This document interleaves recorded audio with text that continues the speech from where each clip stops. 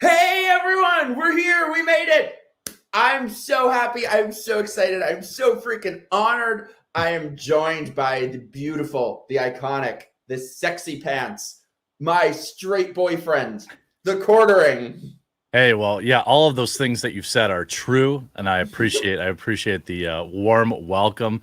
Thanks for having me. Thanks for coming. How have you been, dude? I've been pretty good today. Pretty hectic, but overall pretty good. Yeah. How are you? So are things like okay, so I was like, okay, let's have one evening of not talking about Yeah, yeah, like yeah. apocalypse and mandates and all that, Mhm. but like it kind of feels like what else is there to talk about in the world right now? So are things like normal? So not to get into all that, Yeah, but are yeah. things normal by you? Where I live, yeah, it's pretty much nothing really changed.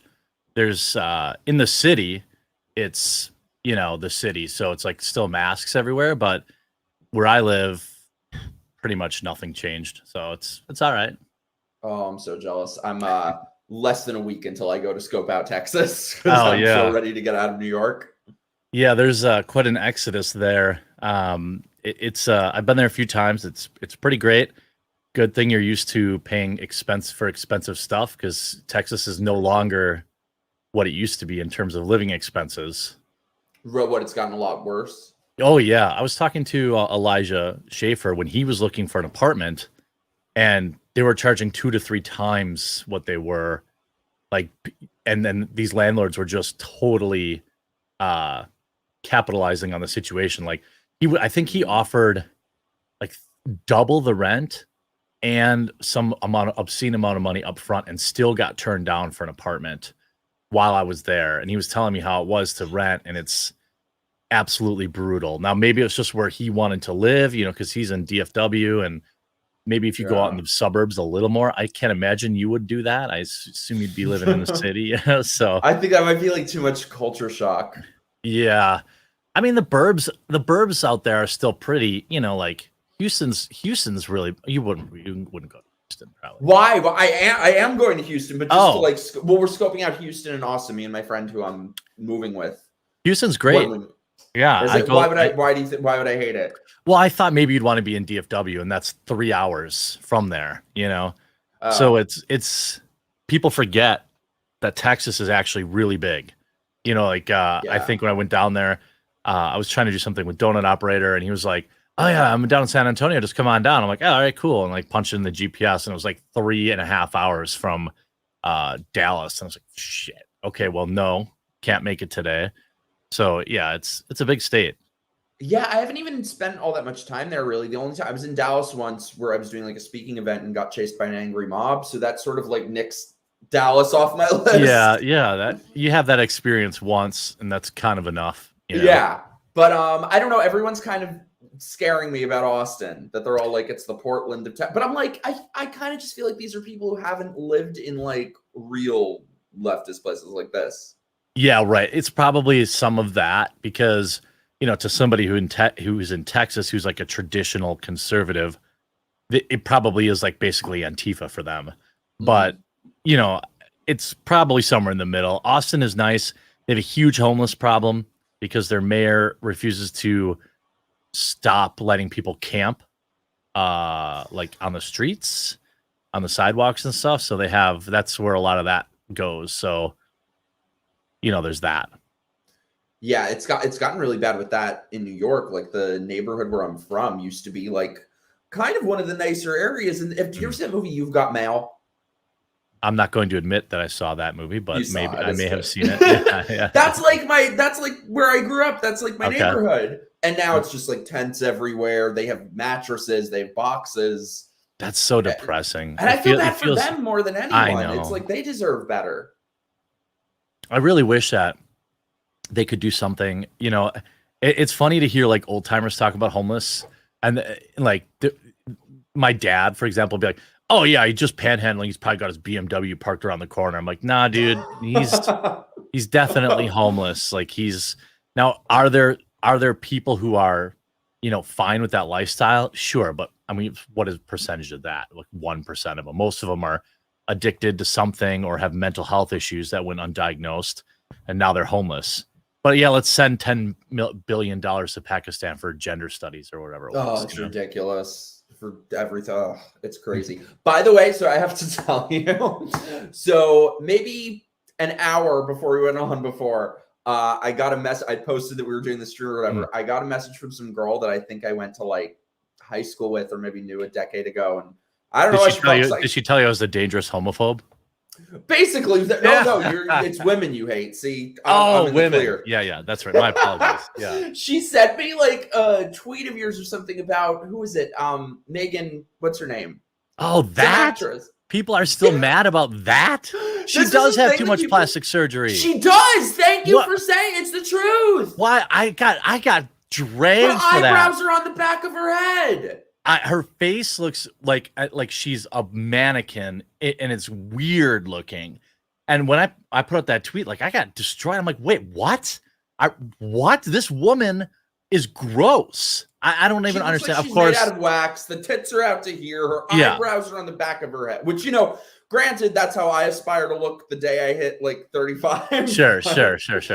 No, but oh my god, this girl. So she just like sent me a picture of that and goes, "Yikes." And unfriended me. I've become allergic to that word. Yeah, it's another one of those words like problematic that just means nothing. Yikes, and even cringe is kind of now suspect. Or even like cringe. If I hear people talk about red pilling, I'm like, so it's like these words are like they're part of the zeitgeist for a while, and then after a while, it's like okay, like yikes is a leftist thing. Even like red pill. If somebody's still talking about red pilling often, I'm a little like I feel like I say that more than I should now. I just mean like it's not like based even has been around for a while, right? And that's like I don't know. I just suspect of like when I hear certain terms, red pill, of course, is one of them. Just like yikes. Hey, here's a funny story. So I woke up this morning, and I had a doctor's appointment. So I have this cough that just won't go away. And is it the Kufids? No, it isn't. So anyway, I go outside, my tire in my truck's completely flat. Turns out it was a razor blade. That's why I was where I was at getting the picking my truck up because I had to have it towed because I didn't have any of the equipment to, change the tire as I am all that is man. And so yeah, razor blade in my tire. That I was a little suspect. I was like, okay, where was it? Because if it was like in the sidewall, then I'd be like, what the, like somebody put that there. But anyway, I drove over it. So I had a flat tire today. Damn, so you got it replaced? I did, yeah. They were able to fix it. It was like $30 to fix it. The tow was 120, but yeah, they were able to patch it, which is good because I'm going to Chicago tomorrow to meet up with Ryan Long. He's from Canada, that's awesome. I think. Yeah. I love him. Yeah, so we're gonna shoot something while I'm down there, and I had to have a clean bill of health to get into this place.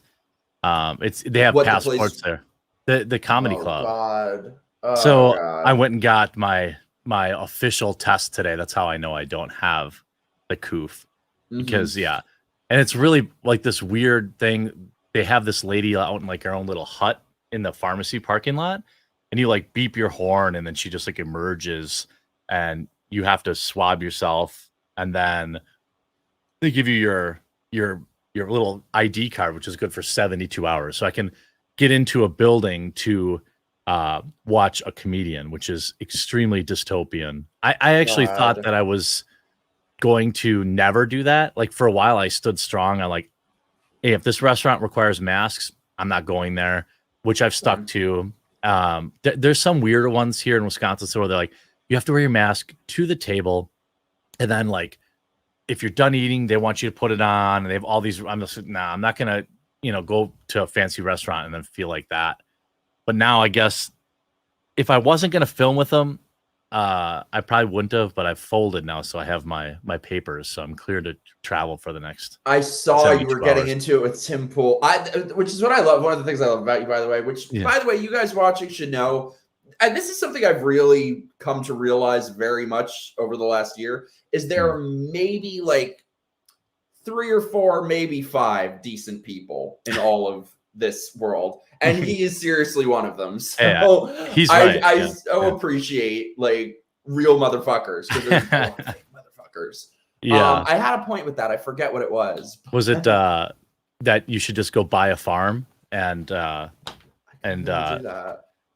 I would love to. That was I always give Tim shit, and people think like it's a crazy that was my point, that you like call shit out. You speak your mind. Well, yeah. Well, I mean, the thing is, it gets lost in translation on the internet. Like if we were just chilling, like at a bar or something like that, and he said that, I would be like, dude, come on. Like it's awfully easy to a multimillionaire, telling somebody who's making 25 grand a year that he should just stand on his principles. And that's just what happens when you're a multimillionaire and you're living out in, like, I would give him that. I'm not like mad. There's a lot. I had like a couple hundred people like send me angry emails, like not a couple hundred, but maybe 10 or 20. So I'm unsubscribing, man. I was like, dude, it's so lame to be like, oh, I'm not going to criticize anybody on my own side. Like, I'm just going to, I hate it's that so much. bad. It's like they give validity to the people who say, oh, the right's a cult or whatever. I get that whenever I criticize Trump, because I just totally fell into doing this. I never intended to, and I didn't even support Trump when I started, and then I really did. And like, so I never got into this to like kiss anyone's ass or to, I just don't have any loyalty to any politician or anything. Right. Isn't that loyalty to dude? That's the worst thing I see is when people are loyal to a politician. Like, you understand that they don't care about you at all. Like, and they tie their presidential candidates to their personalities, and that's how you get these like TDS weirdos on Twitter who are still talking about Trump constantly. Oh, every minute of the day. Yeah, and it's like, turn the page. Like, yeah, I voted for Obama. And it didn't turn out great. But I didn't love. So you used to be a Democrat too? Yeah, of course. I voted for him both times. Yeah. Young and stupid. Yeah, well, yeah, and I was like, okay, well, he kind of sucked. So and Hillary obviously no. So then when I voted for Trump, he was in office for like a few weeks, and then he sent a bunch of missiles into like Ukraine or Syria or something like that, and I'm like, dude, I voted for you because you were like no more wars, and then what the hell? And people didn't like that. People get they're like, well, wait, my president has to be 1000% correct all the time, and it's just not that way. No, I agree. Somebody wrote on Twitter they wanted to ask about like who we would want to run, who we hope run next time. For me, I'm like a one-issue voter at this point. Whoever will fight the hardest against the lockups and the masks and the all of it, that's who's got my vote. I don't care who that is. Yeah, I'm very similar. I think if it really came down to it, who has the best chance of winning? It's probably Trump, but I don't want him to run again. He's so old. I so don't. Yeah, I feel like I'm a broken record saying this, but no, I just don't want to go through this media hysteria again for another 4 years. Which it will be with anyone. I think that's one thing that I don't think they're going to let go of. Yeah, they're already DeSantis. Yeah, I was gonna say they're already doing that to Ron. Watching all these like absolute losers reveling in his wife's breast cancer. I'm like, dude, you knew they would.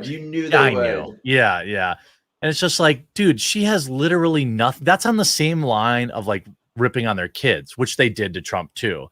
Like Barron, the little one, like you want to critique whatever the older ones that are in politics. That's one thing, but like this dude's wife has nothing to do with his political decisions. And you guys are like, ha ha ha, I hope she just praised the cancer away. It's like, dude, these people will die alone, sad, and telling whatever nurse, minimum wage worker that's wiping their rear that they were right. Like this is who these people are. They're going to turn into the shriveled up, like hateful person. And I feel bad for them.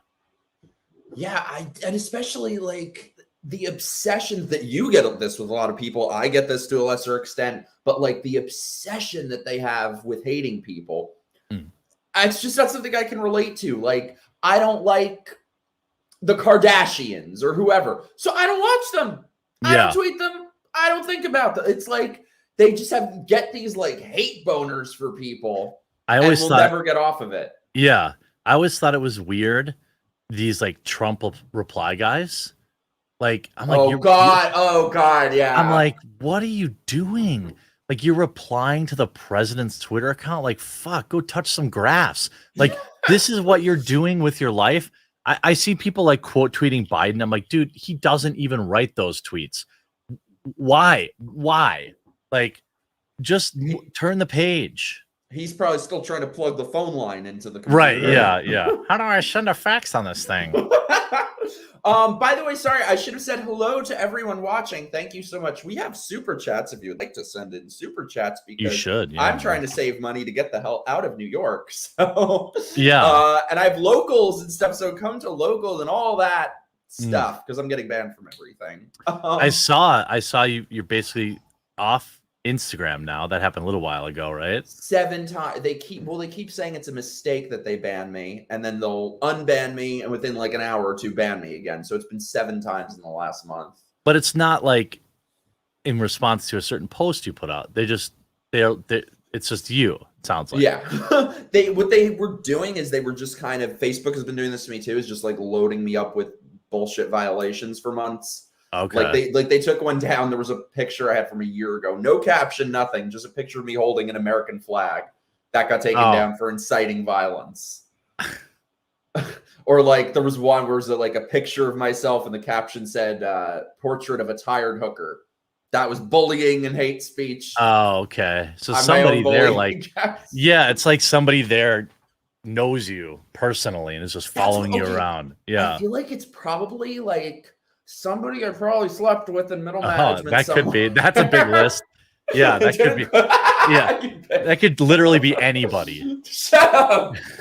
I have no idea what you're talking about. Yeah, it's the social media stuff is weird too, and even I'm kind of like, it ages you so much, and I'm even kind of like, okay, I need to spend a little less time, on it because I just see what it does to people, and I'm just tired of the fight all the time over like we don't have any like, okay, am I happy Joe Biden is president? No. All right. I'm like the least happy about Joe Biden being president of any president ever in my life. Do I walk around every day thinking about it? No. Am I tweeting about it every day? No, because I can't change anything. And it's so futile to, okay, gripe or make fun of them every once in a while. Like the Afghanistan memes were funny. But like, it's so weird, and I hope people out there kind of like learn, like if social media went away tomorrow, world like mental health would improve. That's not even a question. Oh, for sure. And it's you surround yourself with that toxicity for so long. I've always said like if Twitter banned me, it would be a huge blessing because I'm addicted. I'm definitely addicted to it. Like I don't know why. Yeah, I think a problem with it too is that it's so all encompassing through every different sort of app that you have things like, you've heard probably about like the slot machine thing where you're always looking at it and it's like you maybe get a reward. But you have apps like Facebook or Twitter or whatever that have hacked our minds, and then you have apps like Grindr and Tinder that have just hacked our bodies and souls as well. Yeah. And even those are getting kind of who's it? Plenty of Fish. They're like pushing leftist politics. In the subways. Yeah. Like that is so weird. We have a super chat from somebody I adore. Hey. Maddie, thank you so much. Hi, Mikey. Hi, Jezza. That's Australian Jezebel? Nickname. Is it? No, people in Australia call me Jezza. Yeah. Really? Mm-hmm. I feel so bad for Maddie stuck in Australia. Oh, I know. Hope you're good. Just want to say I love you both. Love you too, dude. Thank you so much. Did you see that? Stay safe there. Yeah. Did you see that video I posted? You probably other people posted it too, but of that news anchor who was like, "Hey, we have a new pilot program." I am convinced. I'm still convinced it was fake. Like I can't even imagine it. I think that whole area, Australia and all that, is sort of like the test run for what's going to happen here. Did you see New Zealand? The prime minister said, ignore any information you get elsewhere. The government is now your only source of truth. We're the only ones who will ever tell you the truth. Ignore everything else you hear. They might as well start installing like those. What do they have like in the Soviet nations where they have like megaphones in the streets, like for the government to like broadcast to you? Well, don't they have drones flying around in They do. Australia? Yeah, it's messed That's up. And Australia is so parts of it. I only know this because I do a podcast with Bering. Like Queensland, where he lives, it's not like this. I think Melbourne and like Victoria, I think certain parts of Australia. It's so weird the approach they've taken. I'm not even prepared to say what's better or worse right now because it's such a hot button issue. But they've clearly taken the zero death approach where like because they lock down if there's 1 or 2 cases, they lock down. Yeah. And I don't know how long that's sustainable. Like, okay, all right, well, we keep everyone locked up and we minimize this. And meanwhile, 100,000 people lose their jobs and suffer in other ways that cause them to die. It's like we don't talk about all the self-deletion that's happened and the mental health crisis that this has caused because it's inconvenient. Mm-hmm. That's another what you were saying before about being able to not think about politics so much. I feel like that's why for me it's so important I get the hell out of here for just my own sanity. Like I just need a political detox. I mean, here it's inescapable. It's everything. It's if you want to leave your house. It's if you want to go anywhere. It's if you can go to the gym. It's in everything. So you don't really. Oh my God! I'm so happy I'm not the only person that happens to. I'll have to be like sitting here rocking back and forth. Yeah. If I move too far back in my chair, I lose focus. How the hell did you get involved in this shit? By the way, what brought you here? Well, I never volunteered. Yeah. I never really volunteered for it. It was thrust upon me. I used to make videos about Magic the Gathering cards and claw machines, and machines. I had a channel with my wife that we just played claw machines. We had like 130,000 subscribers. It was great. Watch those. I love claw they're machines. super wholesome and like as I got older, my hobbies were getting invaded by politics. Like the card games that I played, all of a sudden, there was just, the makers of the game were making political statements. They were making political statements in the game. They were like, oh, here's this mythical card game. But here's our first trans character. It's a big deal. And like, it just was so like forced and weird. And they would put out posts about like how, the men who play their game, which is 97% of them, are toxic and keeping women out, even though like it's like, no, every card shop I'd ever been to was always very welcoming. It's just that women don't want to play this game with dragons and, in the same numbers that men do. And I was going to ask, what the fuck is Magic the Gathering? I saw that look in your eye. Yeah. Wondering? It's like chess plus math.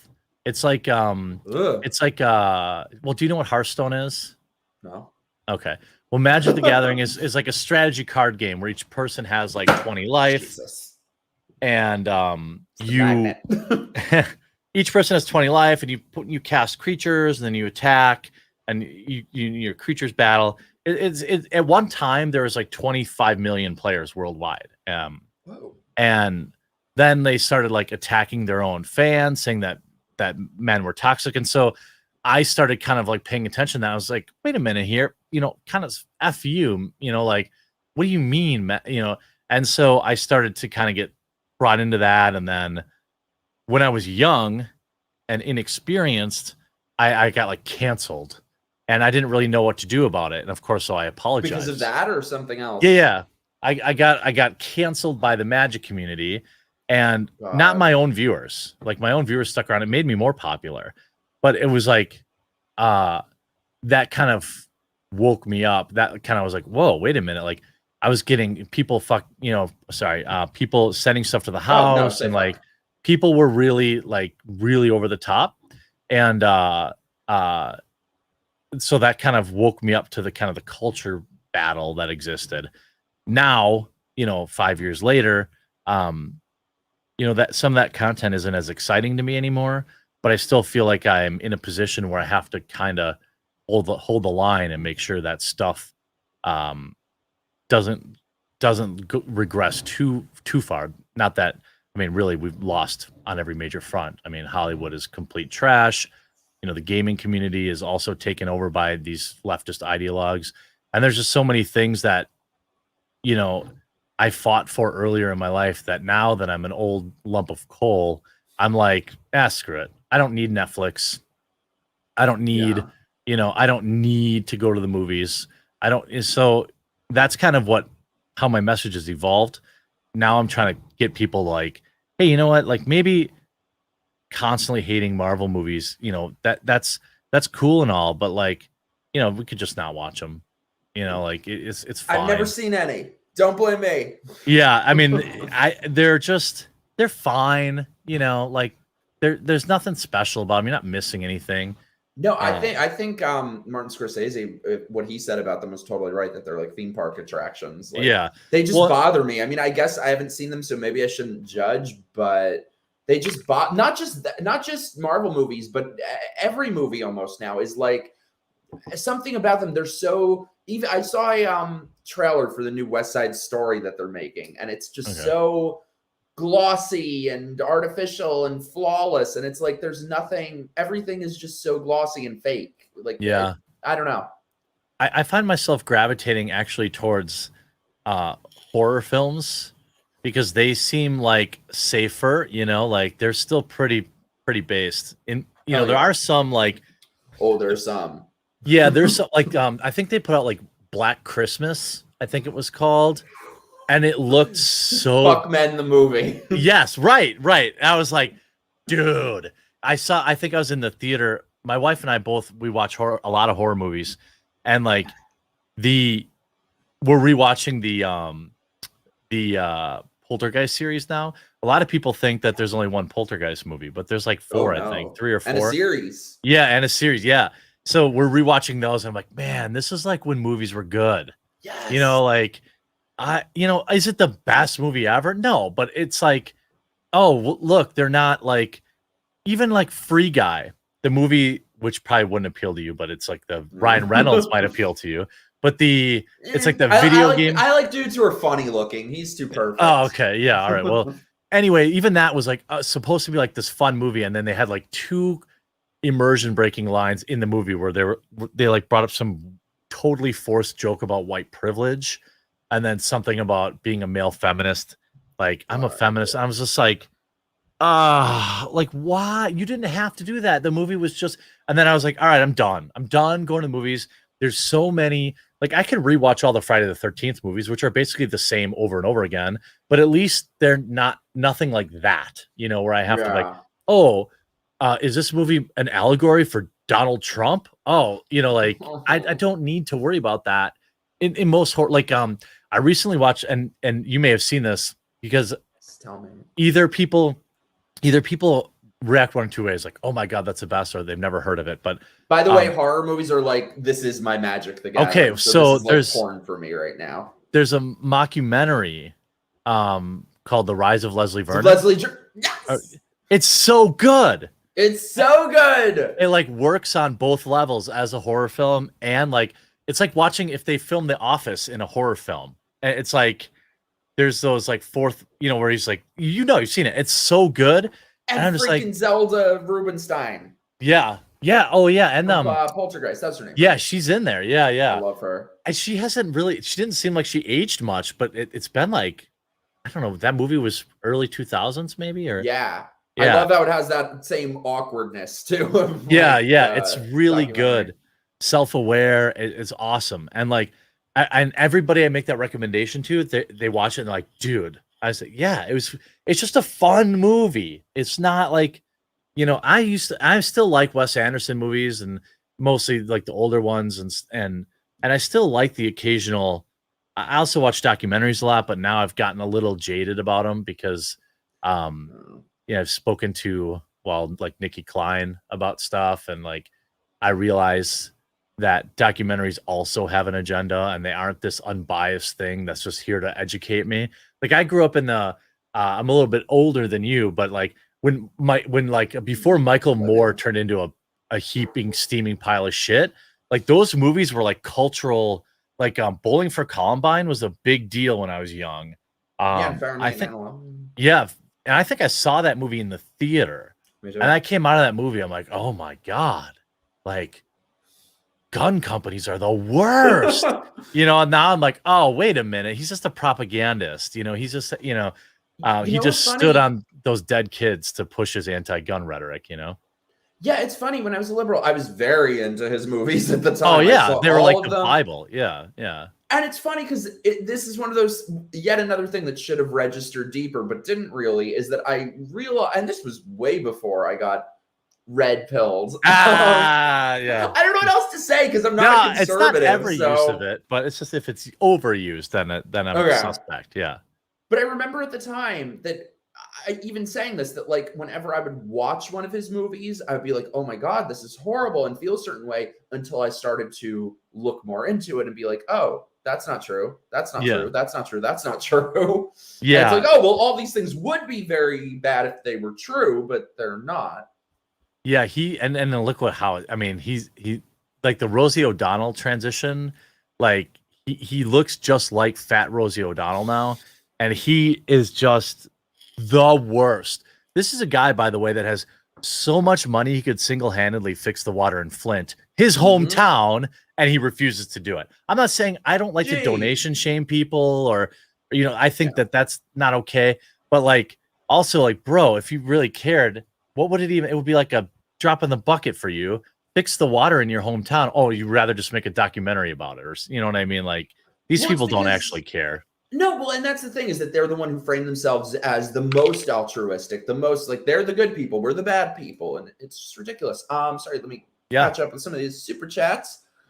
Volcanic, I will someday learn how to pronounce that, but I love you, dude. You're awesome. Remember, they think it's noble to humiliate and completely ruin their enemies no matter what. Very true. These people fucking hate you.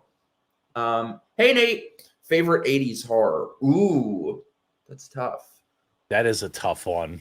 Child's Play 2, Fright Night. Fright Night's good. Was the Funhouse was 70s. Yeah. I think there's so many that it's hard to what else? It was the heyday for horror. I mean, they had before, like, also I have a lot of Changeling. Was that like good. 80, I think? Yep, that's the 80s. Amityville's in the 80s. Poltergeist, late 80s? I'm not sure. Yeah. Halloween 4. I've always liked the Michael Myers movies the best. It's always like the Michael Myers, Nightmare on Elm Street, or Jason. I like Jason because you usually got boobs. That was a big deal to me. Like my young days. I still like have this scene. I don't know which Jason it is, but these two people are having sex in a tent, and he like shoves a pole through her and like bisects her. Like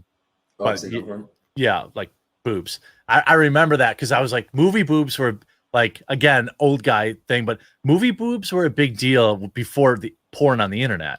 And like I remember even as like a little kid, I was like very into them when I was a little kid. Believe it or not. I think I'm supposed to like these. Yeah. Right. Lethal Weapon 1, I remember. Private Parts. Private. Lethal Weapon 1 and Starship Troopers, I think, were my first movie boobs, and then the horror genres, which you almost generally got them in every movie. But there's like Jason, the Nightmare on Elm Street has the darkest. Like a lot of people watch those movies, but they don't know his origin story, and like that's way darker. But then like the Jason movies are always good, but they're pretty repetitive. That's the one franchise I haven't seen everyone. I just never. I haven't either. There's like Jason. 15 of them. Yeah, I've seen like all the Halloweens. I've seen 1,000 times. Those are all great. Yeah. By the way, I literally because now they have the Halloween mandates Kills. here. Halloween I literally planned my week. I literally planned my Texas trip for when Halloween Kills comes out, so I can go see it there. I'm on the fence because, of course, they're on their own exclusive streaming network, so you can watch it if you pay for Peacock. No, go see it. Go see I it. know, So I know. My wife says she wants to go see it in the theater too. We still try to patronize our theater often when there's something worth seeing, especially horror in the theater is always pretty good. And it's so rare. Like, I'm sure it'll be okay, but like I thought the one that Rob Zombie directed was pretty good. For like a What? modern day. You didn't like that? Really? Yeah, you didn't like it? I've just never heard anyone say that. Yeah, I guess I didn't say what I was thinking. What I was thinking was my expectations are low because it's like a modern take on horror. But like that was kind of modern. But now it's like, okay, it's Supergirl power, which it's kind of always been girl power. I like that when it's authentic. Like, yeah. You're Next. I need to look up the cover. I definitely think I did. That has like one of the best final girls ever. I'm all about the final girls. But not when it's like black, not when it's, and that's the thing too, is that with the Black Christmas remake and all that is like, oh, this was good. Yeah. I remember I was like, I'm pretty sure Heather and I watched it. Yeah. But yeah, no, if there's one genre in the world that doesn't need your fucking feminism and all that, it's the horror genre. Yeah, the girls are usually this like Survivor Girl from Leslie Vernon, you know. The girl usually survives. There's usually one that survives. But the I just watched this like 2 nights ago, by the way. I fell asleep. Lords of Salem. It's a Rob Zombie movie. I was really happy Patricia Quinn was in it. I love her, but other than that, I fell asleep. Here's the type of horror movies I don't like, and Rob Zombie has directed a few of these. I need someone to survive. I need it. If it's a movie where I think it was like House of a Thousand Corpses, everyone died. Like even when you thought the guy got out, and at the end they were like waiting outside for him. If I'm remembering that right, I don't like that. Somebody has to survive. That's why I don't, like, and I also don't like gore porn. I don't like the Saw movies. I don't like I don't want to be like uncomfortable. It's just not for me. Like, yeah, okay, you can stab her 1,000 times with a knife, but if you're like pulling out her intestines and all this, that's not for me. I don't like it. Have you heard of this movie? I was warned about it. Is it a Serbian film? Yes, it's a Serbian I knew you were going to say it. Yeah. I'm not watching it. Everybody always tries to get me to watch that, and it's usually after I say I don't like gore porn. Like I don't, and I'm like, nope, it's not worse than it. Oh no, it's worse. Like, because that's the thing is people were telling me it's so bad, it's so bad, it's so bad, and I had to see because I was like, what could possibly be in this movie? Yeah, that's that bad. The fact that you can't fathom what's in this movie means you're human and you're a good person. I don't need to see it. I don't need to. You know what? The friends I watched it with literally never spoke to me again because they thought, what is wrong with you? Oh, yeah. Everyone always recommends that to me. And I knew where you were going because I was like, there's no way I will ever watch that movie. And it's like, the kind of movies I like are, Creep. Do you ever see that? Yes, I love Creep. So good. I don't even know if you'd qualify it horror. Maybe it's more of a suspense or thriller. Here's a happy surprise, and maybe it's just like my taste in the movies, and I thought it was, maybe it really isn't good, but I was pleasantly surprised by a Netflix horror film called 13 Cameras, and then they made a sequel called like 14 Cameras. It's about this. I had to write that down. I'm surprised when there's like a horror movie I haven't heard of. It's about this guy who kidnaps a girl, and then he's like a voyeur. So he has all these cameras in his rental properties, and then he classic movie boobs moment too in those movies. But the so if they're nice boobs, I'm down. I don't like to have to see like banana boobs. Oh, no. Slopey ones. No. No nobody likes those. But I recommend. I'm not saying it's like the best ever, but it's like, oh my god, this is something decent that's on Netflix. And then the sequel was just as good. And it's this guy, the actor that plays him, does really good. And anyway, The Void's also very good, newer one too. I can't believe what somebody just said in the chat because I thought I was the only person in the world who thought this. Wait, not that. That too. I clicked on the wrong one. I thought it was just me. Thank you. Yeah, it's okay. Yeah, maybe because I didn't see it until a year or two ago and just heard. That's amazing. Probably horror movies don't often age well, especially if they're like modern horror films. So much. Yeah. Usually it's like my wife had never seen the original Ghostbusters, and I hyped it up so much that like I knew it would be impossible for her to see it the way I saw it. And so she's like, "Oh, should we just, maybe I should watch it?" I'm like, "Nah, you're probably not gonna like it. It's just not gonna. It's not gonna live up to your standards." I have one that you'd like. It's kind of like, I wouldn't call it a horror. It's like a thriller, comedy, drama, horror mash. It's this movie called Villains. It's so good. Yeah, I'm writing it down. That and Better Watch Out, which is kind of like adult Home Alone, sort of. Those two are like two of the most fun movies. Probably. Is Villains a TV show? No, it's a movie. It's with what's his name? The guy who played Pennywise is in it. Skarsgård? Yeah. Okay. Oh, she's so hot in it. Oh my god. He's a good-looking guy. He's kind of funny looking. That's like he's gangly. Yeah. Somebody said, well, I was watching chat and I got derailed, but somebody said, no Sightseers for Mike and Jeremy. Then nope, I don't like them. No, I went on a date. I've seen a few of them. Last one that was terrible, and the date was terrible. Chris Rock was in it, right? Yeah, and I had such high expectations for it because I was like, oh, Chris Rock is doing a Saw movie. Like, clearly there would be a real special reason that he would, but no, it was just like a paycheck. Yeah. Yeah, I was expecting more.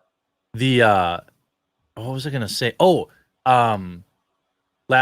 we'll stay on this topic forever if I don't put a last recommendation. But I like dark comedies, and there's one called, I think it's called Sightseers. I haven't heard of that one either. Yes, it is. It's 2012. It's one of these movies that is so dry.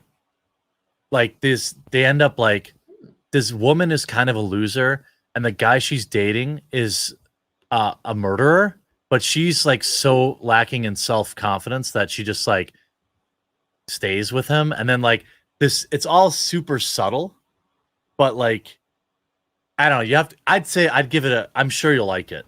Now, IMDb rates it a 6.5. I think it was good. I think it was like an 8. I never really pay attention to all those. Yeah, I'd give it an 8. I don't know why they downmarked, but I thought it was pretty good. I'm so excited. We're just okay. The world fucking sucks right now, except for horror, because like we have Halloween, new Chucky, new Scream, new Paranormal Activity. I'm pumped for the Scream movie. I think. Oh my god! I think Jeremy, we got to get the Airbnb. I saw you tweet that. Like, I was just talking to Sean, actual Justice Warrior. Yeah. I think it's some sort of, because it costs $5 so it must be some kind of contesty thing. Oh, okay. So we better all I swear, if we can get that, I will. I will get the plane tickets. Yeah, so we should all just be on there ready to go when it goes like up. a raffle or something like that, or I'll have to look into it because I would definitely do that. I hope the cat door is still in the garage. That would be. Oh my god! And the inside is like kind of because I thought it was just the exterior. No, the inside. The kitchen. It's all still there. Oh my god! Yeah, and the TV where they watched Halloween. Oh my god! Okay, I'm so sorry you guys watching this. Probably insufferable for you, but I go on with this shit forever. I'm so excited. I like that era. I even liked. Remember, the era that from that same era was also the comedy, the spoof scary movies. I didn't like those. I thought you were going to say the kind of Scream knockoffs, like Urban Legend or that era was. I'm saying that was an interesting era because you had the knockoffs, the comedies, which were fine. They weren't scary. They were just comedies. But then you had a lot of really like Jeepers Creepers. That was good. I just rewatched that. Yeah, it's okay. Yeah. And there's a lot of variety in horror. Sightseers or what was the one with Michael J. Fox? Frighteners? That was era. Yeah, that era too.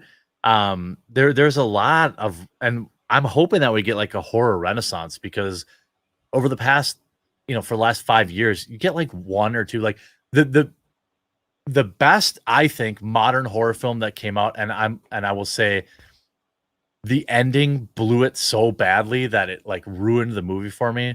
But like Midsummer, I thought had a ton of potential, and then it just, I don't know, the ending was very bad. Yeah, I mean, I loved it. I was like, this is great. It's unique. It's a different take. You saw it. So I think that and Hereditary, I think Ari Aster's. Oh, like, Heredity was good too. Yeah. Yeah, I think though it's like you kind of have to judge those kinds of movies a bit differently than you would like slasher or typical horror movie that I feel like you need to rewatch them. Hereditary, it was just so built up that it's the scare. They were talking about like people are having heart attacks in the theater, so it was so built up for me that it's the scariest movie ever made that I didn't really like it that much when I first saw it. But then I rewatched it and I was love that it the now. one where what's the one I actually thought was pretty good too? Is that one where the kids are like visiting grandma and grandpa? The Visit. Dude, I thought that had good moments in it too. And it was a unique concept. It had like a unique, when she dug in her diaper and like wiped shit on the kid's face. I was like I think in the theater, I was like, like out loud. I was like, dude. And then she's like on the ceiling and there's still some good horror movies out there.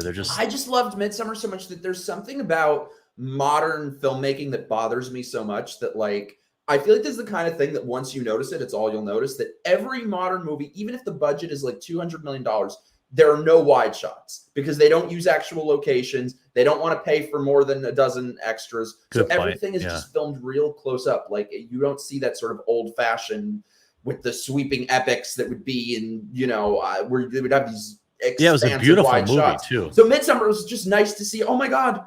Locations, and wide shots, cinematography. Yeah, what about when that old guy jumped off, his head exploded on the rock? So good. It was so good. That was an actual like a moment where I was like, like I did not expect that.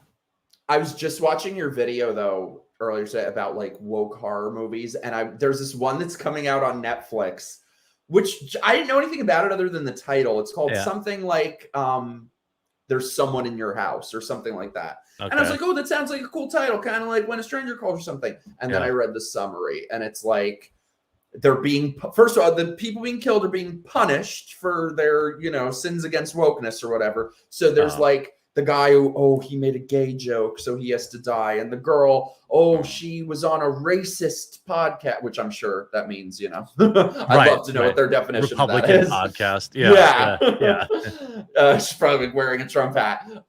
So she is, so he's like, it's like some killer killing people to cancel that. I'm like, maybe I need to hate watch this, but I will hate watch horror movies. I will. I watch a lot of bad movies. If they're horror, I'll stick them out too. Like I thought, I just watched the new one where it was like, it was all over the place where this woman was like a censor in the UK. And then I just saved that to my. It was on HBO Max. I won't ruin it for you, but it was the pacing was. I don't even know. I have to watch it again because it was like all over the place. But I'll give horror movies way more leash. Like I remember I've walked out of numerous movies in my life, never a horror movie. Like I always, I'm like, all right, we get so few of them that like I have to watch it either way. By the way, somebody in chat says, somebody said, I'd rather sit through It Follows again than watch. I didn't like it. Hi, Kevin. By the way, I didn't like It Follows. Am I the only one? Clearly the vibe not. Of it and the music. I love the aesthetic. But... The aesthetic was great. I like that. I hadn't been bored with this, like, every movie now is like, ooh, it's in the 80s or the 90s, and like all these member berries, and then but like that movie was kind of one of the first ones to go back to this. Like, it feels like an old timey movie, but they didn't execute it very well, and the premise was bad.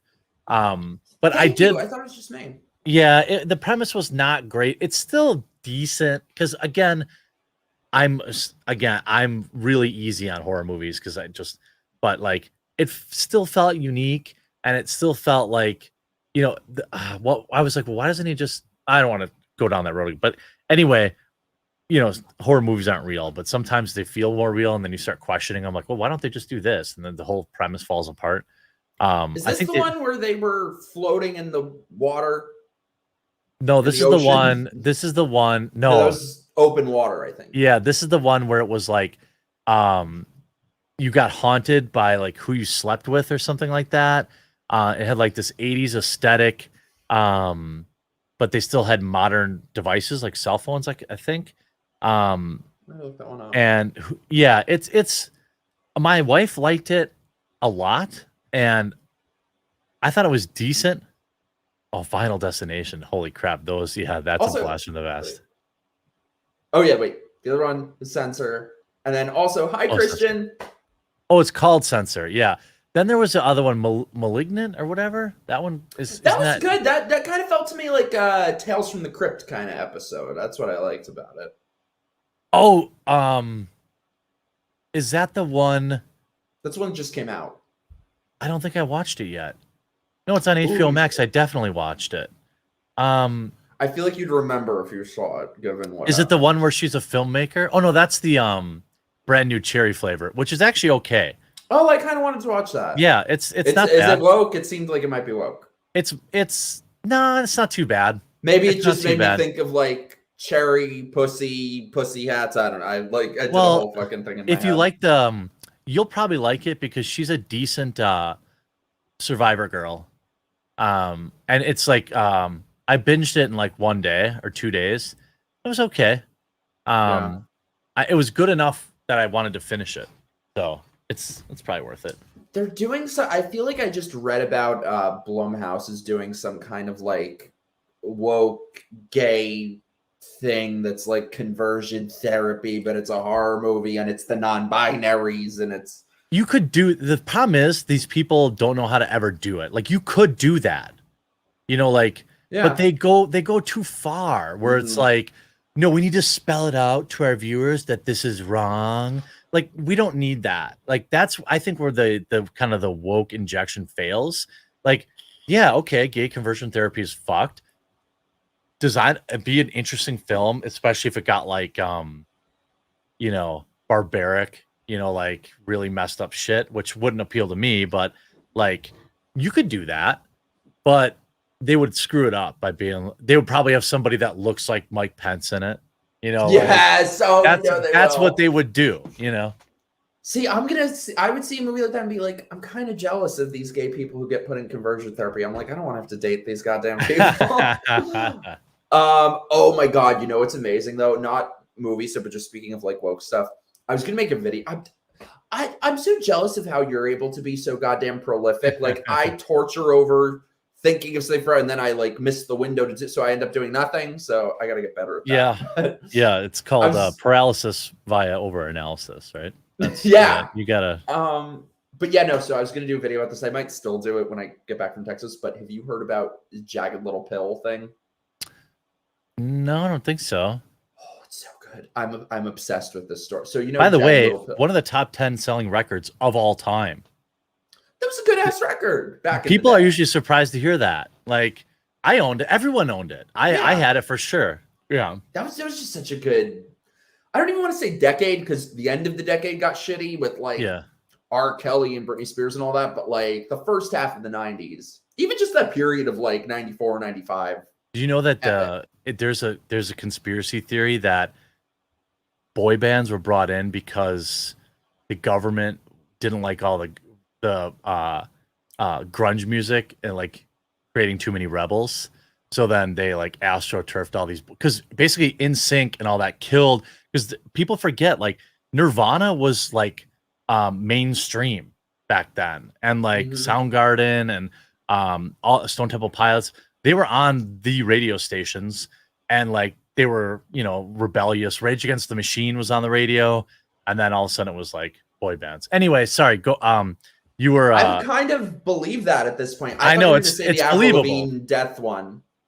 Oh no, I didn't know. What's the Jagged Little Pill thing? Oh my god, it's so good. So they decided they were going to make a Broadway musical out of Jagged Little Pill. Okay. But Jagged Little Pill has no story. It's not like it's a rock opera. So they thought they were just going to make it like. Woke, is this currently? Is this a new? They started like.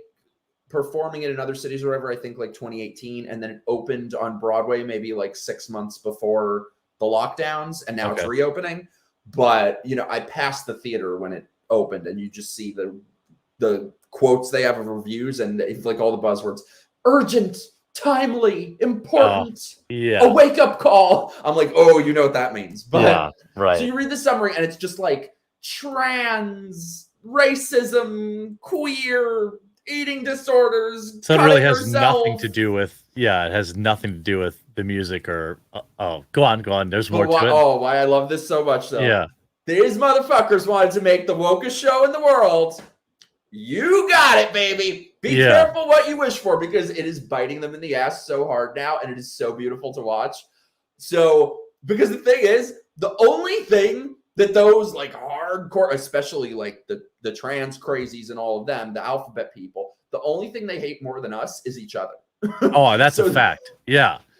Well, that's I don't even want cover the show shut down. They want everyone fired, the actors fired, the team fired. They're picketing. They're having like the trans, because there was a character that was supposed to be like one of the non-binaries, but then I think they like did a rewrite or something where like it wasn't explicitly stated enough how trans she is. So they're having the trans march on Broadway and and all this. And the best part of this too, I love it. Yeah, I love the best part of this too. I used to be friends with one of the main actresses from this show. She voted for Trump back when I was still a liberal. We've had conversations about these ridiculous gender ideology. There are two genders. That agrees with me on everything. Unfriended me on everything the moment she got the role. And now, if you look at any of her social media, it's all pronouns. It's all trans. It's all BLM. So I just feel like that's something you guys should realize, no matter who it is that's any sort of entertainer or celebrity, is that like these people do not mean a word of what they say. Oh, that's a fact. Yeah. The frustrating thing is that I think humans by nature are agreeable and non-confrontational. So it's easy to get them. Maybe it's easy to get them to agree with you when maybe they don't have any strong personal opinions about something anyway. Like, oh, did you hear it's like that from Killing Them Softly. There's a line where Chappelle's like, well, I can't say how he said it, but he's basically like, you tell somebody who's not plugged in, like, oh yeah, the cops are killing black people everywhere. It's like open season. Oh, you should probably put BLM in your, oh yeah, definitely. You know what I mean? Like people have no idea. So then like, oh yeah, I want to please people. I want to be accepted. And all these people, I've always 100% agree with that. They don't believe a freaking thing. They just know they have to say it, to get, I'm not saying that they're like I'm not saying like somebody that tweets out like, some happy Pride months, everybody, or I'm changing my Instagram thing to a rainbow. Like, I'm not saying they don't like the gay community. I don't think they give a shit. They just, it's just currency. That's what's so annoying about all the alphabet stuff is like, it's not the gay community. There is no gay community. It's the ridiculous 90s. It's not even transsexual people or transgender people. It's just the ridiculous, not a man, not a woman, ridiculous gender community at this point. Because, I mean, there have been Broadway shows with gay characters for all of time, some good, some bad. Yeah. And it was no problem. But so I think what they're doing that's really funny too is like, do they think that any of these like Broadway producers are ever going to touch another show that involves a tragedy? They're making themselves more of a liability. Yeah, that's even like that. And it's funny how like, well, it's not funny. It's sad how like even if you look at the LGBTQ community plus, sorry, no Q, no plus, no Q. Everything after the T is bullshit. Okay, you know it. Fair enough. Hey, whatever. They're represented by the smallest, craziest part of it, and it sucks. Like I try to tell people that, like, people think I don't like know gay people in real life because I live in the Midwest. Like, no, most gay people you meet, at least that I've ever met, are just, like I mean, this sounds shitty, but like they're just regular fucking people. They're not walking around with like my pronouns are, and they're, they don't have wildly colored hair, and they're sit, bitch about this. And then you have like these people that make their sexuality or their orientation their personality. And then these are the people that are insane terrorists, like online, because they don't actually have any identity except for their sexual orientation. So if you make, like Chappelle said on his latest stand-up, he's like, you could kill a black guy and it won't hurt your career, but if you hurt a gay person's feelings, it could end your career. He's talking about DaBaby. And he's not wrong. Like, no. It's weird. Like, it's a weird thing, but I do love when it backfires. I love it so greatly. Anytime you try to please these, and they really are cultured terrorists, in my opinion. Mm-hmm. When you try to please them, it's like not in their programming to find something satisfactory. So then they just find some other problem to be mad about it. You know, there's no pleasing them. So there's literally no point in trying. Exactly. And it's so funny because the actress who they want fired from this, they gave her an award recently. So she goes up before she thanks her family, before she thanks Jesus, whoever. It's thank you to all the trans and all the non-binaries. Oh imagine living like that. And then the next day they picketed to try to get you fired from your job after you were just put out of work for a year and a half. Yeah. Isn't that's who you're thanking? Yeah. Thank you. Right. Like I also, when I talk about like cancel culture too, which is kind of passe now, but like when you look at the people that are like this, I think almost universally, they are people with no control in their own lives. And so, and then they're also deeply unhappy. So then they take these things and they want to control other people, or they want to like ruin people's lives because they themselves are deeply unhappy. And I just think once people stop catering to these people who hate you, you know, life gets a lot simpler. You know, life gets a lot easier to live. Like, oh my God, if somebody accidentally calls somebody a fag, like because it was a part of their vernacular, maybe like let's not ruin their life. You know, maybe that would be an okay thing to do. Also, let me tell you, like, for an absolute fucking fact, like, and this was one of the things that led to my red pilling. Yeah, that's it now. Thing. That's you've used your. I don't get another one. Yeah.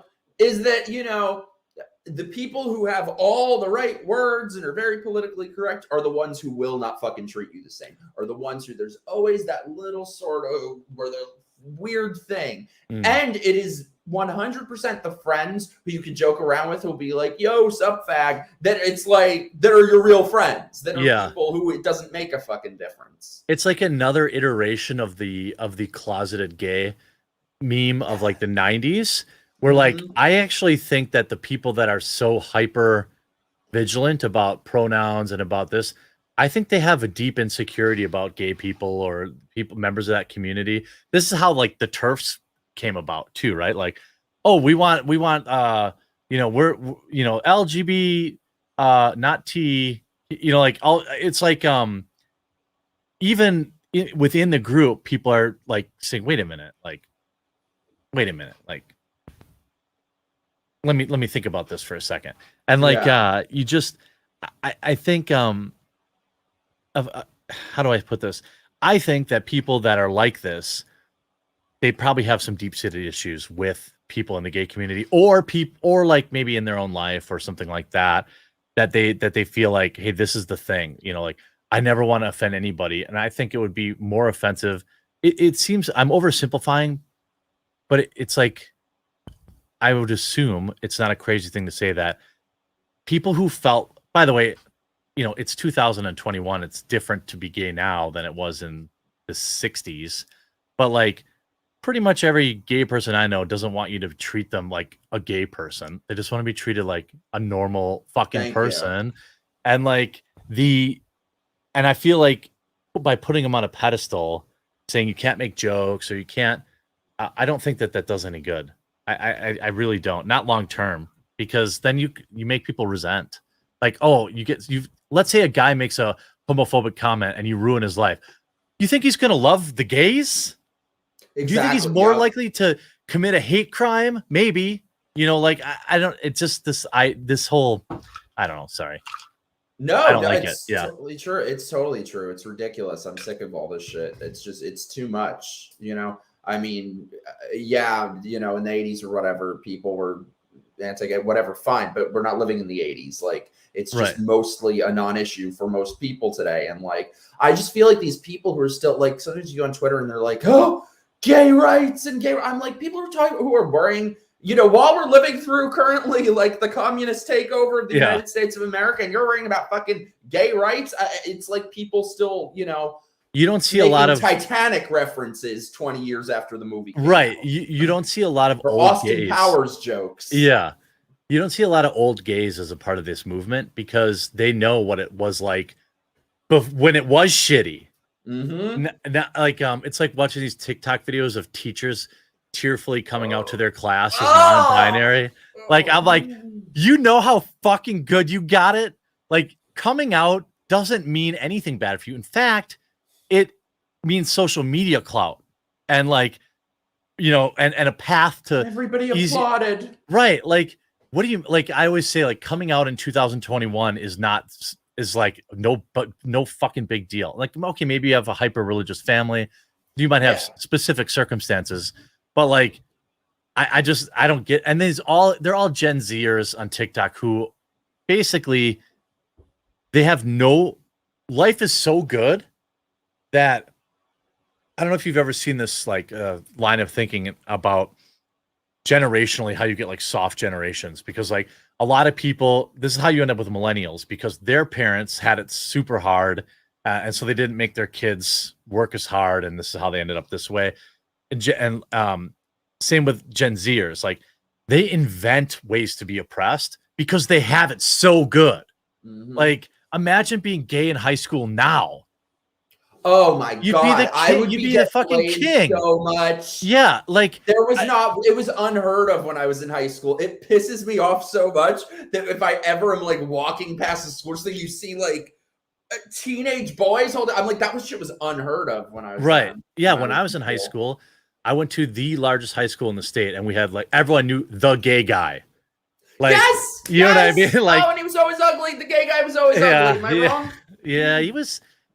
Yeah, he wasn't great looking, but I heard he had a pretty big dick, though. I heard he lived with my sister for a while. He lived with my sister. Lived with? They were friends. They were friends. Oh, okay. She was a but she saw it? Part of my French, fag hag. So like, was she a fag hag or a fruit fly though? What's the difference? Fruit fly is like cool girl who gets along with gay people. A fag hag is like that crusty bitch who uses the gay guy as like her boyfriend replacement. Oh no, like that she didn't do. Yeah, no. Fruit fly. Fruit fly. Yeah. I'm adamant about Thanks for the that. education. Yeah. Not my job to educate you. Yeah, right. I'm so this is the unpaid emotional labor. Yeah, sorry. I appreciate your donation. But yeah, I remember she used to tell me stories about like him fucking, like walking on him fucking his boyfriend all the time. Anyway, everyone knew this. I still remember his name. I couldn't name anyone else in high school, but you just knew him. It wasn't like maybe people treated him bad. I never did because my sister was friends with him.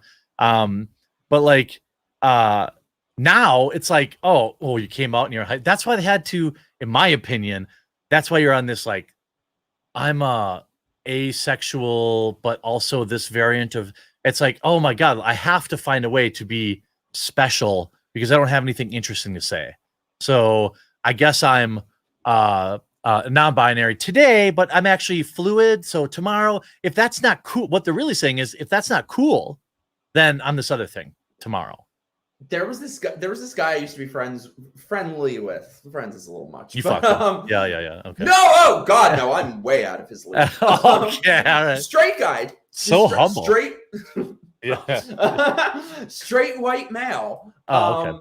And this was towards the when I was just starting to wake up to the left, but he was so immersed in all the social justice warriors and stuff, and he's a straight white man. So he decided, you can't be a straight white man with them. You need to find new ways to be oppressed. So he decided that on the day of gay pride, he would come out of the closet that he is a demisexual. Oh, that's I had to look up what that was. So bullshit. Yeah, I mean, come on. It means you only like people that you're emotionally attracted. I'm like, so you're a human being? No, wait, you're a woman. You're just a woman. You're just a chick. Yeah. And he had the flag. They had the flag. There's a flag. So he got the flag and wrapped it around himself and painted his face the demisexual code. And every one of his, you're so brave. Oh, see, we need to bring back bullying. Like, yes, we have to stop. We have to stop. Like, look, I'm not saying that. I'm not trying to invalidate people, but let's. I am. Okay, but like, There's gotta come on. Like I know. all right, the generally accepted things, but like demisexual. So you're just or like there I've seen one of these fluid ones of libs a TikTok posted, and I was like, they're like, some days I'm straight and some days I'm this and that. I'm like, okay, so sometimes you don't feel like having sex or you're not feeling good, or that's normal. You're not actually changing any kind of orientation. You're just normal. But they're like, oh my God, I must be one of these things. And it's what it's gonna do. Every time I see this stuff, I think about I used to have the guy I used to hang out at the movie theater. All my friends worked there. The boss, the guy that manager was a cool guy. His name was Don. He went to high school with my dad. Now, looking back at it, that we would all go to his house and smoke weed and hang out there till 2:00 in the morning watching like Adult Swim. Now I'm like, that probably wasn't normal. But like, as far as I know, like, I mean, he was awesome. Loved him. Also, a gay man. He instilled this wisdom in me. Back then, he was just a crabby old gay man. He's like what you would probably be, just so super jaded. But I remember he taught me how to test kit. He always like made sure we were using safely. So like he showed me how to do like a test kit for ecstasy pills and like all this stuff. And he used to take his ecstasy pills in his butt, called booty bumping or whatever. I never did that. I just took them anyway. But I would hope not. Yeah, yeah.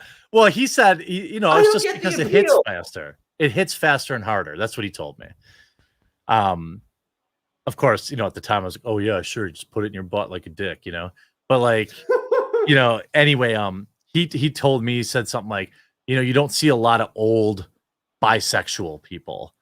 And I feel like that because bisexual was the in thing in the 90s. That was a big deal because you could get all the benefits of the clout of like bisexual woman is the easiest thing on the planet to be.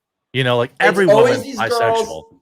It's always these girls who like after a couple drinks will make out with the girl at the bar in front of their boyfriend. Like, shut up. I think I've maybe met. I don't think I've met any. I think there are maybe like 7 actually bisexual. Yeah, these girls, you'll blow their mind when you tell them too that the only reason you're making out with that girl is to impress a guy. So you don't really like girls, But yeah, so like that's what I think is going to happen with all this nonsense. Like these people are going to grow up and they're going to be like, oh, I'm just I'm normal, like or I'm gay or I'm not, but they're not these weird like 31 flavors of whatever, I hope so, but it's just that I feel like it's a bit different now and that it's being institutionalized. Like, did you see what just happened in Canada? That the Supreme Court of Canada just ruled that that it's a human right that you should be forced to call somebody whatever pronouns they want. And it's funny too because the judge's exact words were whatever pronouns they choose. It's like, oh wait, so you're saying it's a choice? It just their verbiage just always shows how little thought they've actually put into this because they have no real beliefs. I can't wait till somebody trolls them. Like they're like, oh my pronouns are, and it's like something super racist and like you know what I mean? Like takes it to the logical conclusion. It's a human right. You're not calling me the N-word. Those are my pronouns. What do you mean? I will see you in court. And then they're going to have to like, yeah, right. Yeah. You're going to have to, and if they don't, then you'll take them to, and that's exactly what this shit is. It's like, oh, meanwhile, you can't get on a train in Canada if you don't have the poke too. Can't get on a train. Can't do any public transport now. That's insane. Go ahead. Maddie. Yeah. Love you, Maddie. People are lacking emotional intelligence. I know that when the word fag is used with humor and when it's being used as a slur, I stop being offended by the word when I stopped answering to it. Yeah, it's weird. I grew up in that era where all my guy friends would call each other fags, and we had no idea that it had anything to do with being gay. It was just like a word that in the Midwest we used like if you're being a dumbass or something like that. And then like later in life, I learned, oh, okay, it's probably just dial back the calling people fags. The only time I use it now is like ironically with gay friends. Yeah. Well, like I'll use it ironically with a gay friend if they do something particularly gay. You know what I mean? Like, you know, if they'll say like talk about the Jagged Little Pill musical. Yeah, well, that or like, you know, if I don't know if they were like, hey, you know, oh, do you know pumpkin spice lattes are out? And I'm like, oh, you're such no, that's but I too mean, good like, for me. you know, like, right, something like, you know, particular and then whatever. But like, you know, intent matters, and like, and that most people know if you're intending to be a piece of shit or not. Like, are there people out there who are legitimately homophobic? Yes, and they're assholes. But like, who cares about them? Who cares? Right? Who gives a shit? They don't have any power over you. Not everyone's you know gonna what I mean? like you in life. Yeah. I hate to tell you, you cannot legislate respect. You cannot legislate kindness. Yeah. It's just ridiculous. No, God, I was visiting my friend, you know, Carrie. Mm-hmm. I was visiting her. She lives in like a kind of small town in Texas, so I was there for like a week. And I ended up having romantic, emotional turmoil. Shocking. With someone Did he like work that. at the hotel? Did he work at the hotel too? Oh, I forgot about that. Yeah.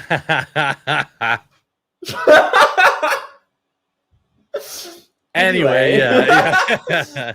No, but my point, just this guy that I met there. But my point was, he was telling me about how, oh, everyone in this town is homophobic and we shouldn't walk too close to each other or people are gonna attack. And he's going on and on about this, and his teachers at school are homophobic and this is homophobic. I was there a week. I was making fucking friends with everyone. I didn't get so much as a dirty look. I'm like, so why do you, is it not something within you maybe that you feel like you're attracting this all the time? And I feel like I so rarely am. There's something to that when especially, you know, if you look hard enough for something like that, you'll find it. You know, I just, you know, I'm not saying it never happens, but I live in a small town too. And like, there are nights at my bar where there are more gay people in there than straight, and nobody even fucking notices. Like, it doesn't even like, because, you know, you all congregate, you know, like, there's a couple, this old lesbian couple, they've been going there forever. And then like the bartender's gay, and then all their gay friends come in and whatever. Nobody fucking cares. And there's all these old salts at the bar. They've never said, because most of these people, even if they hold these beliefs, are cowards. They're not going to walk up and be like, you're going to burn in hell, fag. Like, that they don't want a gay finger wagging in their face. No, that's the worst kind. You know, that's rated of finger wags. The gay one is bad. And like, yeah, okay, maybe some asshole would do that. But it's like, especially if you're with friends, like somebody's going to be like, eat a dick, dude. Like, there's, you know, maybe it is like that in that small town, but maybe he's looking too hard for it. Yeah, I think that's a case with so many things. Not even just gay shit. That's the case with so many things now. Oh yeah, well, any phobia or any even slights, you know, microaggressions. You know, yeah. I remember when I grew up in sales. One of the only lessons I ever remembered from my boss was something about some customer was a dick to me, and I was like, you know, young and impetuous, and I believe I let him have it. You know, he was like an asshole to me. I was like, hey, listen, shitbag, you know, I make $6 an hour. I don't need to take this shit from you. And then like he went and told my manager, and anyway, he was like, you don't really know. He's like, look, whatever. He was an asshole. You're fine. You're not fired. But like, you never really know what somebody went through before the interaction that you had with them. And so, you know, maybe cut him some slack. Maybe who the fuck knows? You know, maybe his wife just kicked him out or whatever the case is. Anyway, where I'm going with this was just that, you know, I don't take any one single interaction with people really too seriously. And I think more people, when they're looking for shit to be mad about, they would probably do better to just relax. It's kind of similar to a lot of the COVID hysteria, is that like, I don't know if this happened to you, that like it's happened with a couple people in my life that I would know these people who, if they're like hypochondriacs with some sort of Munchausen's, and like for years would just always invent illnesses for themselves. Oh, I'm very sick. I'm sick. They always sick, have everything. Yeah. And then they eventually get sick. This girl I knew for years, she would make up illnesses. She was totally fine. And then one day, years later, like she got lupus. I really think it's like a mental thing. They willed it into existence. Yes, yeah. It's like you make yourself sick. I think that you can manifest this stuff. And like, I have a friend who's very negative all the time. And I say this to him all the time, dude. I'm like, dude, I'm not like a, hippie weirdo, whatever, if you are cool, enjoy your crystals or whatever. But like, I believe you can manifest this stuff, bad or good. Yeah. You hear people who are always successful talk a lot about, I've just put my faith in God, and I was positive. I knew I would make it. You don't ever hear these people saying like, yeah, I was pretty sure I was going to fucking fail because everybody hates me, but I got, you know what I mean? Like, you don't, that's these people aren't that way. So, and I think if you are negative, you manifest negativity around you. It's almost like animals can sense, even like, let's say you're having a problem where your dog isn't eating and it's making you stressed. And every time your dog doesn't eat, you stand over them and you're like nervous and you're pacing around. That shit rubs off on the dog, and then they don't eat because they're sensing that from you. So like and then you create this negative feedback loop where like, then the dog doesn't eat, then it builds up this thing where it's like, oh my God, I don't want to make dad mad. But and they freak out, and it's the same with people. I totally agree. Also, super chat. Thank you so much, Andy. Not caring about my gayness is my fetish. I agree. Yeah. Thank you. Not caring about your gayness is my fetish. I forgot to tell you, a couple weeks ago, I went on a date with this like football player guy. Yeah. He had your exact voice. He was really creepy. Like, I don't mean he sounded like you. Why would you assume that I had sex with him? So you're saying you did? Yes, Are you saying you didn't? Yeah, right. Yeah. Well, maybe a voice doppelganger. Yeah. It was weird though, because I'm sitting there, he's talking. I'm like, oh my God, it was trippy. But Volcano Guy said, why can I manifest illness but not a winning lottery ticket? I will tell you why, because this is a lesson I've learned the last year, is that I feel really strongly that sometimes what you need and what you want are two very different things. That's a fact. That's always true. It's like that Texas guy that I liked this guy. I hadn't liked anyone really in years.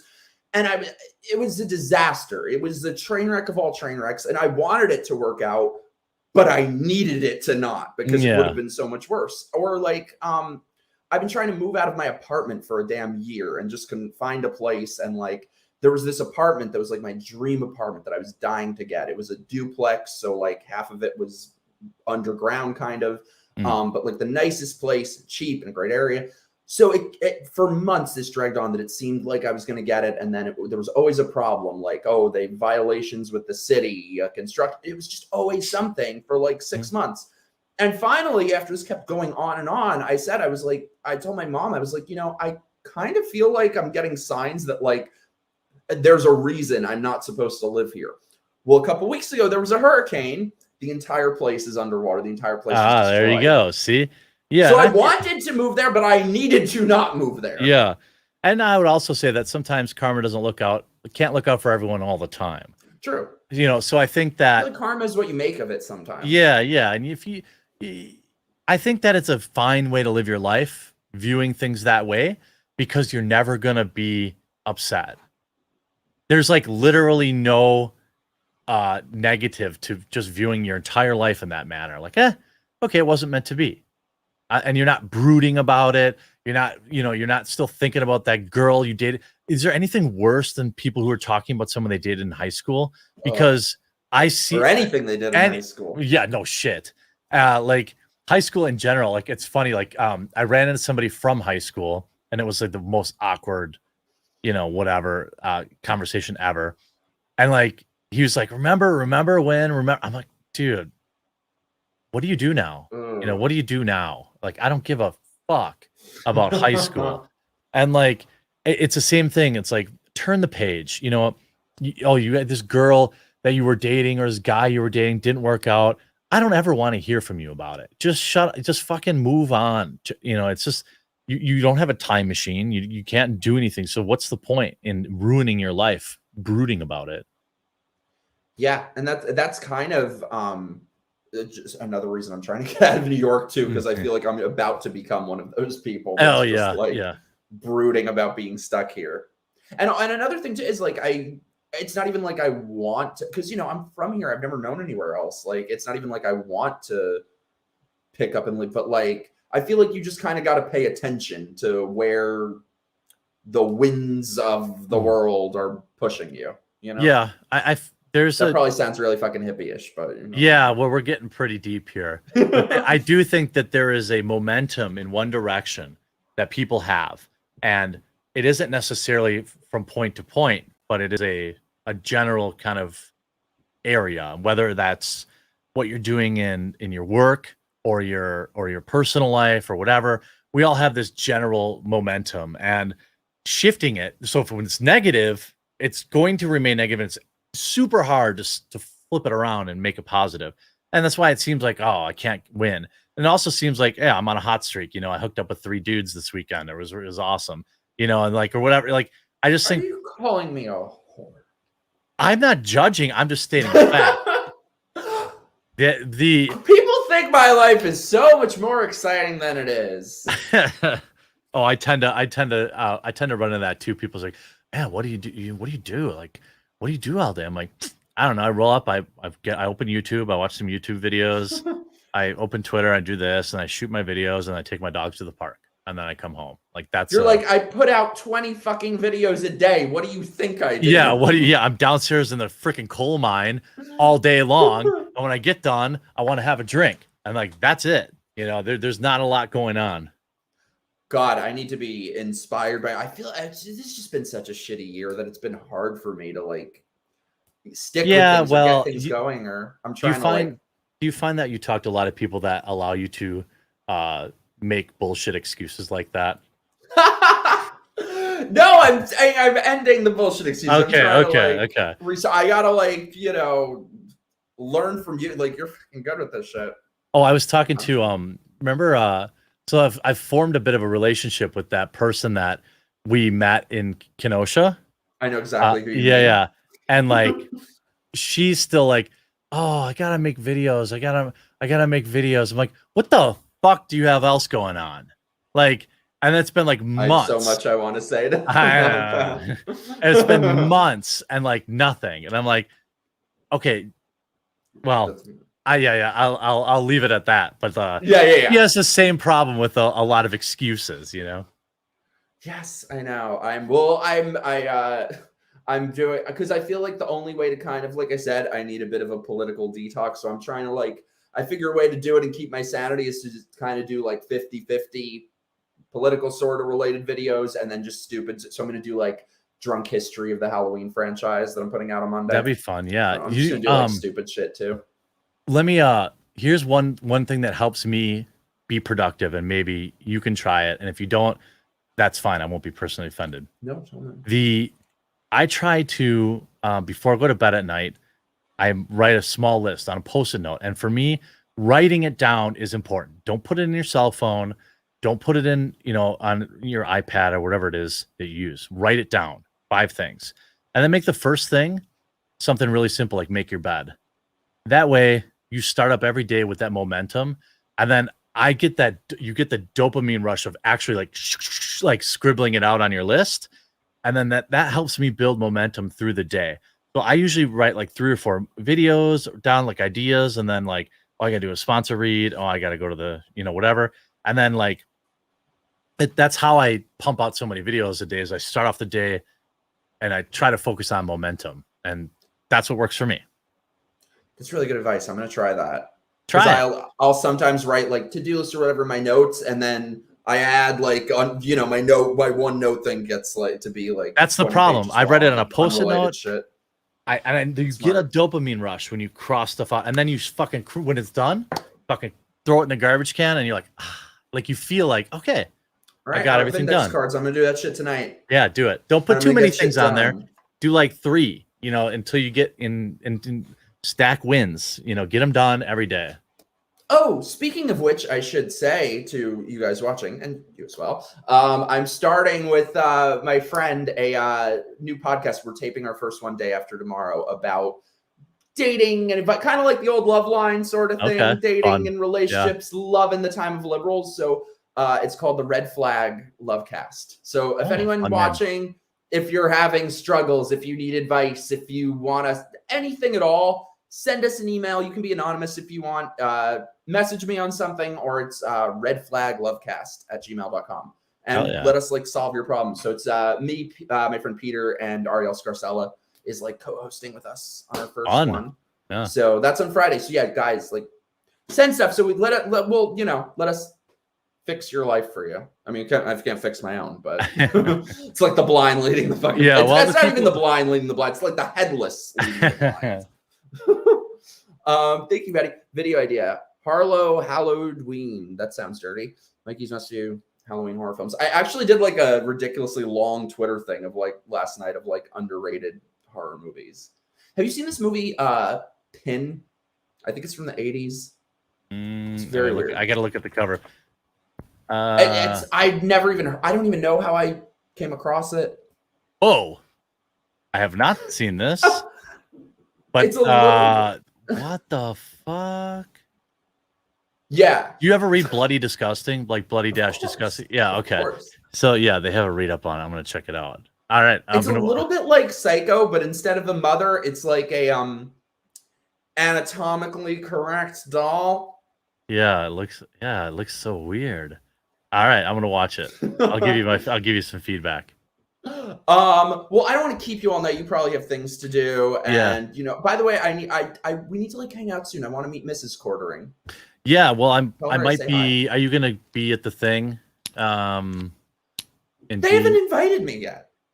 I don't think they've sent anything out yet, but they probably should. I'll mess. Yeah, well, I better be there, and you better be there. If you're, I'm like 75% chance of going, so we'll be down there. I don't know. I either have 100 or 0. I don't know.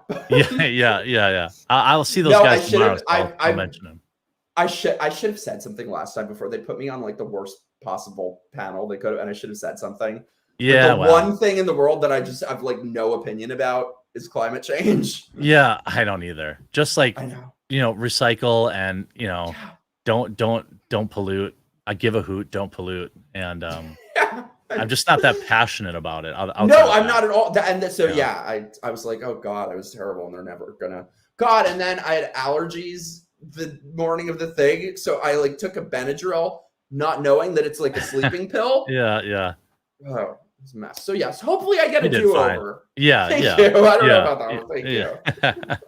But yes, hopefully I'll see you there. You guys, if you have any last super chats, anything, burning topics, anything. This was so much fun. We need to hang out and like hit the town. Hopefully I'll see you there. Yeah. Oh yeah. Yeah. We'll because you went out on Saturday and I left, I think. That's why I didn't come out to the bar after then too, because I was like dead. I was like a zombie from that fucking Benadryl. Benadryl. Yeah, we went out that night, and then I think everyone went out the next night. Yeah. Oh yeah. How could I forget? Violet was like very determined. Oh, Jeremy, I love you. You're the best. Thank you so much for doing this. This is so much fun. Yeah. Thanks for having you guys. Me. Yes, thank you. Hopefully I'll see you then. So yeah, you guys go. I mean, he's the motherfucking Quartering. You already follow him and subscribe to him. If you don't, go do it. Follow my stuff, my locals, my Patreon. Do something. I'm trying to get out of New York, so help me in my grifting. Mm-hmm. Yes. Worst grift ever. Jeremy, you're the best. Thank you so much. This is amazing. All right, thank you. We'll love see you you guys. Soon. Bye.